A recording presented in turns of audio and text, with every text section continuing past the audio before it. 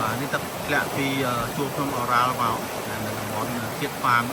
សិដ្ឋានចិញ្ចឹមចៀមបាទមានដើមស្រីដើមអីជាក់ស្រួលបាទអាចមកពិសានអីបាត់ជាតិតាមទាំងអីល្អហើយច្រើនតែគ្នាទឹកធ្លាក់ច្រើនតែគ្នាបាទដាក់ខ្សែ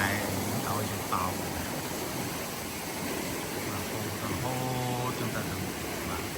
មានដាក់ស្ពានដាក់ឲ្យយើងចុះលេងអីហ្នឹងដែរបាទផ្លូវគេឲ្យយើងដើរចុះមកចុះពីកន្លែងម្ហូបអាហារគេហ្នឹង